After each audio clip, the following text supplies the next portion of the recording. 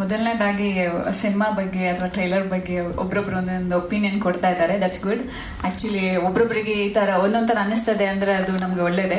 ಜನಕ್ಕೆ ಏನೋ ಒಂದು ತಲೆಗೆ ಬರ್ತಾ ಇದೆ ಸಿನಿಮಾದಲ್ಲಿ ಏನೋ ಒಂದಿದೆ ಅನ್ನೋದು ಅಂತ. ಬಟ್ ನನ್ನ ಕೇಳಿದ್ರೆ ಸರ್ ಹೇಳ್ದಂಗೆ ಬಕೆಟ್ಗೆ ತುಂಬ್ತಾ ಇದ್ದಾರೆ, ಆಮೇಲೆ ಏನೋ ಬೆಟ್ಟದಿಂದ ತಳ್ತಾ ಇದ್ದಾರೆ.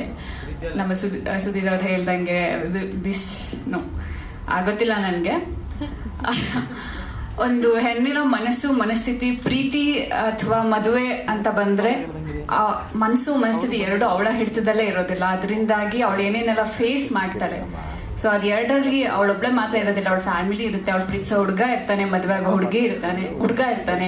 ಸೊ ಇದೆಲ್ಲದನ್ನ ಅವಳು ಹೇಗೆ ಫೇಸ್ ಮಾಡ್ತಾಳೆ ಅನ್ನೋದನ್ನ ಈ ಸಿನಿಮಾದಲ್ಲಿ ತೋರ್ಸೋಕ್ ಹೊರಟಿದ್ದಾರೆ. ತುಂಬಾ ಚೆನ್ನಾಗಿ ಹೇಳಿದ್ದಾರೆ. ಲೈಫ್ ಟುಡೇ ಅನ್ನೋ ಟೈಟಲ್ ಆ ಪಾತ್ರಕ್ಕೆ ಆಪ್ಟ್ ಆಗಿದೆ. ಅದು ಸಿನಿಮಾ ನೋಡಿದ್ರೆ ಎಲ್ರಿಗೂ ಗೊತ್ತಾಗುತ್ತೆ.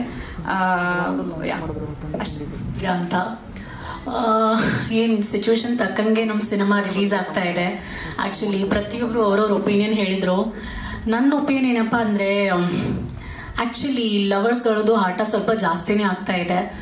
ಆ್ಯಂಡ್ ಬರೀ ಹೆಣ್ಮಕ್ಳು ಅಲ್ಲ, ಆಕ್ಚುಲಿ ಈವನ್ ಗಂಡ್ಸ್ ಅವ್ರ ಮೇಲಾಗಿ ಅವ್ರು ಕೂಡ ತುಂಬಾ ಫೇಸ್ ಮಾಡ್ತಿದ್ದಾರೆ.